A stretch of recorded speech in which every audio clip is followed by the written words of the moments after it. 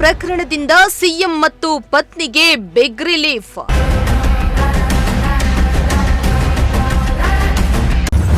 ಬೆಂಗಳೂರಿನ ವಿಶೇಷ ನ್ಯಾಯಾಲಯದಿಂದ ಕ್ಲೀನ್ ಚಿಟ್.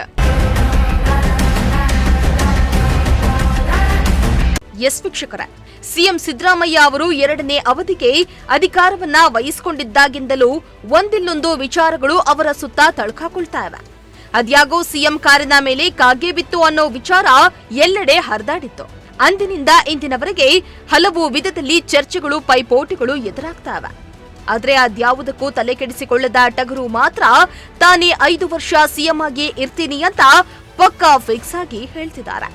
ಇತ್ತ ಮೊನ್ನೆ ತಾನೇ ಸಿಎಂ ಕುರ್ಚಿ ವಿಚಾರ ಇಡೀ ದೇಶಾದ್ಯಂತ ದೊಡ್ಡ ಮಟ್ಟದಲ್ಲಿಯೇ ಸುದ್ದಿಯಾಗಿತ್ತು. ಆ ವಿಚಾರ ಇನ್ನೂ ತಣ್ಣಗಾಗಿಲ್ಲ.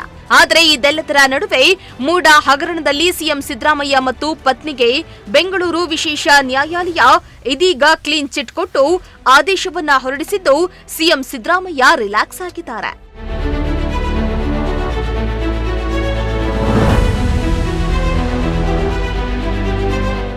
ಹೌದು, ಈ ಹಿಂದೆ ಮೈಸೂರು ನಗರಾಭಿವೃದ್ಧಿ ಪ್ರಾಧಿಕಾರದಿಂದ ಅಕ್ರಮವಾಗಿ ಸೈಟ್ ಅನ್ನ ತೆಗೆದುಕೊಂಡಿದ್ದಾರೆ ಅನ್ನೋ ವಿಚಾರದಲ್ಲಿ ಸಾಮಾಜಿಕ ಕಾರ್ಯಕರ್ತ ಸ್ನೇಹಮಯಿ ಕೃಷ್ಣ ಲೋಕಾಯುಕ್ತಕ್ಕೆ ದೂರನ್ನ ನೀಡಿದ್ರು. ಈ ಹಿನ್ನೆಲೆ ಅವರ ವಿರುದ್ಧ ಪೊಲೀಸರು ಪ್ರಕರಣವನ್ನ ದಾಖಲಿಸಿಕೊಂಡಿದ್ರು. ಇದಾದ ಬಳಿಕ ಅನೇಕ ರೀತಿಯಲ್ಲಿ ನ್ಯಾಯಾಲಯಗಳಲ್ಲಿ ಚರ್ಚೆಗಳು ಕೂಡ ನಡೀತಾ ಇದ್ವು. ಇದರ ನಡುವೆಯೇ ಸಿಎಂ ಸಿದ್ದರಾಮಯ್ಯ ಪತ್ನಿ ಪಾರ್ವತಿ ಅವರು ಸೈಟ್ ಅನ್ನ ಪ್ರಾಧಿಕಾರಕ್ಕೆ ವಾಪಸ್ ನೀಡಿದ್ರು. ಆದ್ರೆ ಮತ್ತೆ ಈ ಮೂಡ ಅಕ್ರಮ ನಿವೇಶನ ವಿಚಾರ ಮತ್ತೆ ಮುನ್ನೆಲೆಗೆ ಬಂದಿತ್ತು. ಈ ಕುರಿತಾಗಿ ಬೆಂಗಳೂರು ವಿಶೇಷ ನ್ಯಾಯಾಲಯ ವಿಚಾರಣೆಯನ್ನ ಇಂದಿಗೆ ಮುಂದೂಡಿತ್ತು.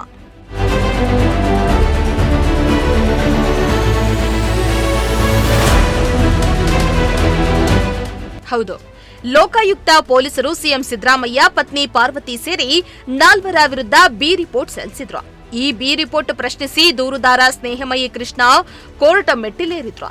ಮೈಸೂರು ನಗರಾಭಿವೃದ್ಧಿ ಪ್ರಾಧಿಕಾರದ ಅಕ್ರಮ ನಿವೇಶನ ಹಂಚಿಕೆ ಪ್ರಕರಣದಲ್ಲಿ ಕರ್ನಾಟಕ ಸಿಎಂ ಸಿದ್ದರಾಮಯ್ಯನವರಿಗೆ ಇಂದು ಬೆಂಗಳೂರಿನ ವಿಶೇಷ ನ್ಯಾಯಾಲಯದಿಂದ ದೊಡ್ಡ ರಿಲೀಫ್ ಸಿಕ್ಕಿದೆ.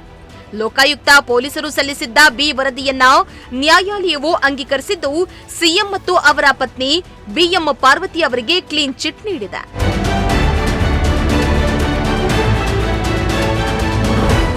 ಇನ್ನು 14 ನಿವೇಶನಗಳ ಅಕ್ರಮ ಹಂಚಿಕೆ ಆರೋಪದಲ್ಲಿ ಸಿದ್ದರಾಮಯ್ಯ ಹಾಗೂ ಅವರ ಪತ್ನಿ ಪಾರ್ವತಿ, ಮಲ್ಲಿಕಾರ್ಜುನ್ ಸ್ವಾಮಿ ಹಾಗೂ ದೇವರಾಜು ಅವರ ಪಾತ್ರವಿಲ್ಲ ಎಂದು ಲೋಕಾಯುಕ್ತ ವರದಿಯಲ್ಲಿ ತಿಳಿಸಲಾಗಿತ್ತು. ಅದನ್ನ ಕೋರ್ಟ್ ಒಪ್ಪಿಕೊಂಡಿದೆ.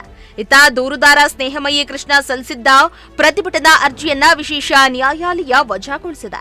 ಈ ಪ್ರಕರಣದ ಸಿಬಿಐ ತನಿಖೆ ಕೋರಿ ಸಲ್ಲಿಸಲಾಗಿದ್ದ ಅರ್ಜಿಯನ್ನ ಹೈಕೋರ್ಟ್ ಈ ಹಿಂದೆ ನಿರಾಕರಿಸಿತ್ತು. ಇಡಿ ಮೇಲ್ಮನವಿಯನ್ನ ತಿರಸ್ಕರಿಸುವ ಮೂಲಕ ಸುಪ್ರೀಂ ಕೋರ್ಟ್ ಕೂಡ ಸಿದ್ದರಾಮಯ್ಯನವರಿಗೆ ರಿಲೀಫ್ ನೀಡಿತ್ತು. ಈ ಬೆಳವಣಿಗೆಯು ಸಿಎಂ ಸಿದ್ದರಾಮಯ್ಯನವರ ಮೇಲಿದ್ದ ಕಾನೂನು ಮತ್ತು ರಾಜಕೀಯ ಒತ್ತಡವನ್ನ ಕಡಿಮೆಗೊಳಿಸಿದೆ. ಸಿಎಂ ಹಾಗೂ ಪತ್ನಿ ಪಾರ್ವತಿಯವರಿಗೆ ಕೋರ್ಟ್ ಮೂಡಾದಲ್ಲಿ ಬಿಗ್ ರಿಲೀಫ್ ನೀಡಿದೆ. ಮುಂದಿನ ದಿನಗಳಲ್ಲಿ ಮೂಡ ಪ್ರಕರಣ ಯಾವೆಲ್ಲ ತಿರುವನ್ನ ಪಡೆದುಕೊಳ್ಳುತ್ತೆ ಅನ್ನೋದನ್ನ ಕಾದು ನೋಡಬೇಕಾಗಿದೆ.